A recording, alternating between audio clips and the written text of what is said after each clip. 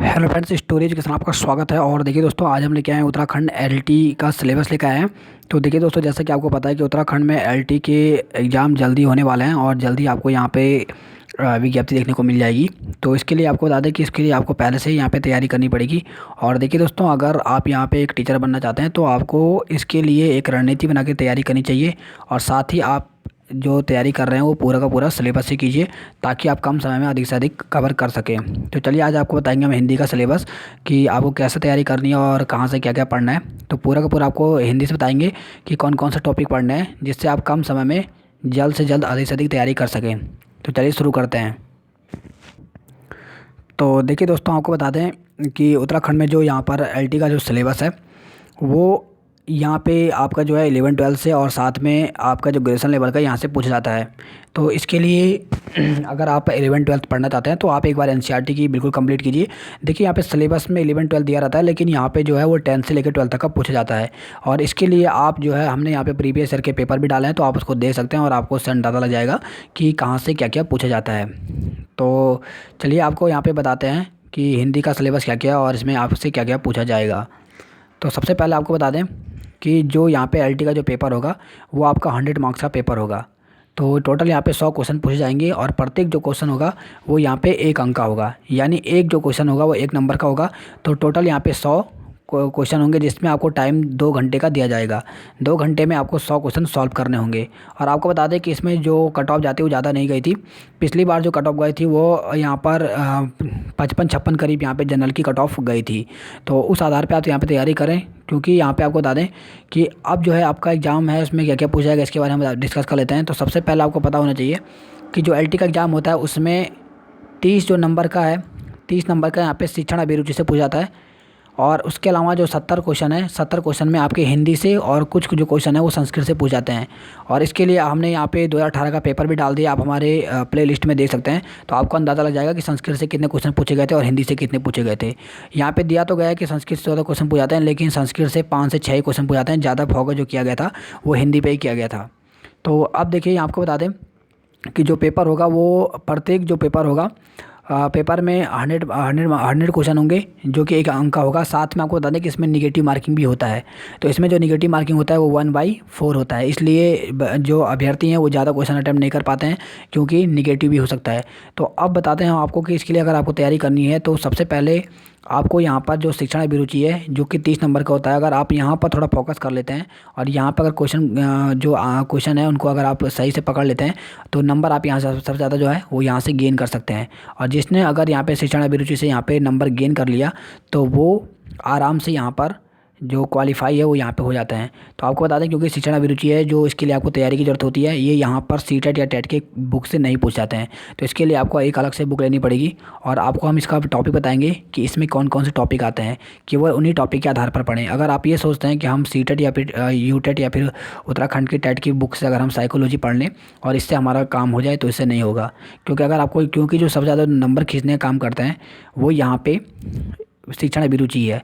क्योंकि हिंदी ऐसी सब्जेक्ट है जिसमें हर कोई जो है लगभग जो है अप्रोक्स जो है हर कोई नंबर बराबर खींच लेता है, लेकिन जो आपको सफलता दिलाने का काम करेगी वो यहाँ पे शिक्षण अभिरुचि है। तो अगर आपने शिक्षण अभिरुचि में जो 30 नंबर का क्वेश्चन अगर आपने यहाँ पे फोकस बना लिया, अगर आपके यहाँ पर 30 में से 25 या फिर 20 भी क्वेश्चन सही हो जाते हैं, तो आपके जो अधिकतर चांस होते हैं वो यहाँ पे क्वालिफाई होने का चांस बढ़ जाता है।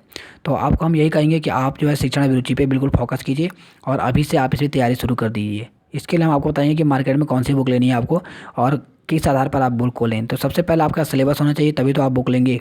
तो चलिए आपको बताते हैं कि सबसे पहले हम बताएंगे आपको शिक्षण अभिरुचि में कि जो 30 नंबर का आएगा इसमें क्या क्या पूछा जाएगा।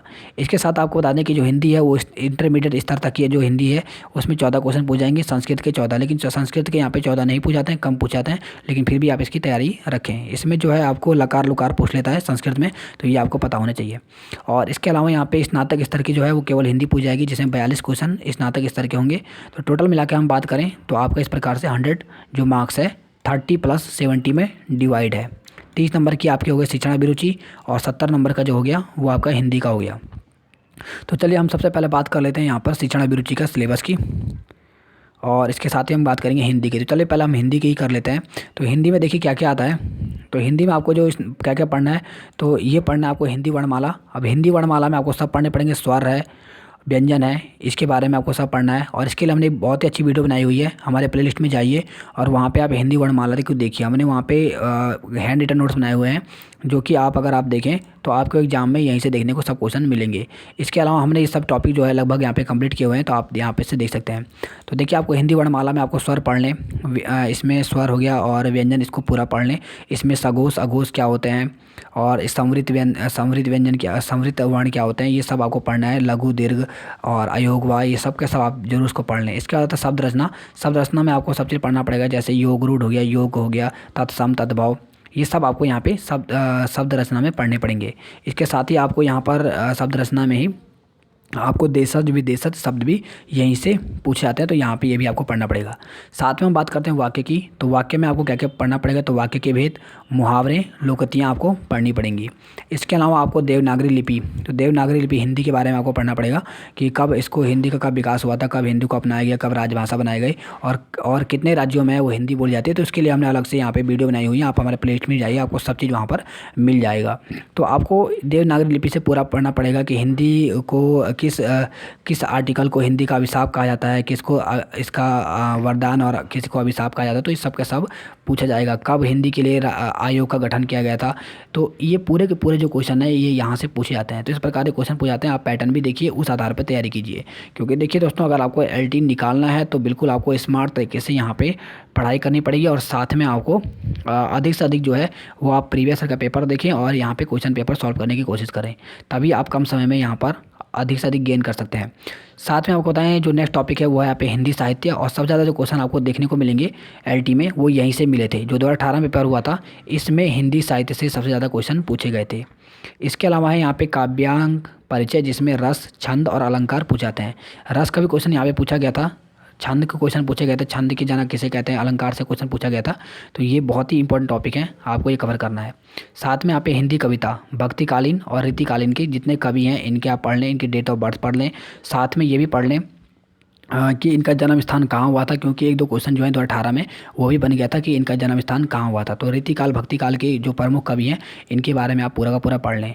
साथ में हम बात करें हिंदी कविता सेकंड की, तो इसमें भारतेंदु से लेकर छायावाद कवि तक और छायातत्व कविता के बारे में आपको पढ़ना पड़ेगा। कभी कभी जो है कविता देते आते पूछा जाता है कि किस कविता का ये पार्ट है, तो ये भी दिया जाता है।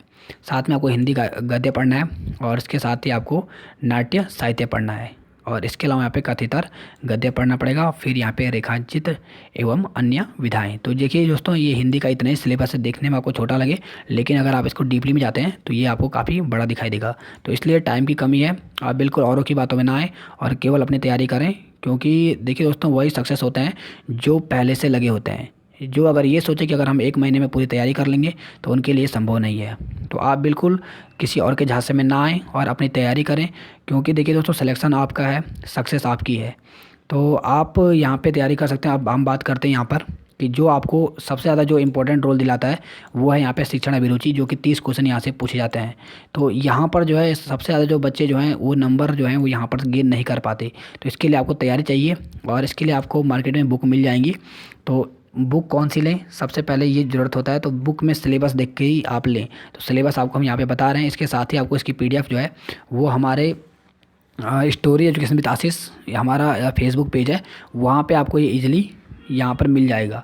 और अगर आपको नहीं मिलता तो आप हमें वहाँ पे मैसेज कीजिए, आपको तुरंत जो है PDF यहाँ पे हम प्रोवाइड करवा देंगे। यहाँ पे हम PDF डाल रहे हैं, लेकिन कई अभ्यर्थी यहाँ पे बता रहे थे कि जो PDF है वो ओपन नहीं हो पा रही है, तो उनको डाउनलोड करने में प्रॉब्लम हो रही है। तो इस वजह से हमने जो है ये जो PDF है ये हमने story education with Ashish Facebook जो हमारा पेज है, यहाँ पर आप इसे डाउनलोड कर सकते हैं। इसके लिए देखिए दोस्तों, अगर बाई चांस शो नहीं होता है तो आप हमारे पेज को लाइक कर दीजिए, आपको तुरंत ये शो हो जाएगा।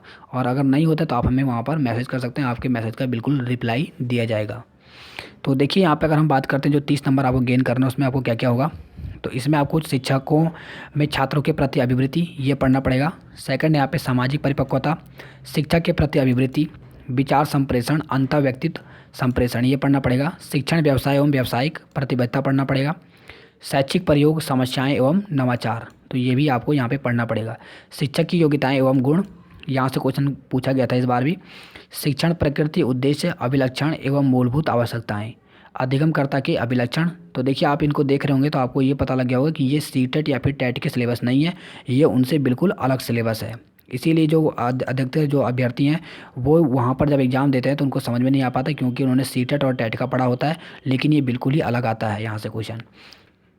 नेक्स्ट देखिए यहाँ पर, नेक्स्ट जो है वो है यहाँ पे शिक्षण को प्रभावित करने वाले कारक, शिक्षण की विधियाँ, और इसके साथ ही आपको बता दें यहाँ पे शिक्षण की सहायक सामग्रियाँ हैं।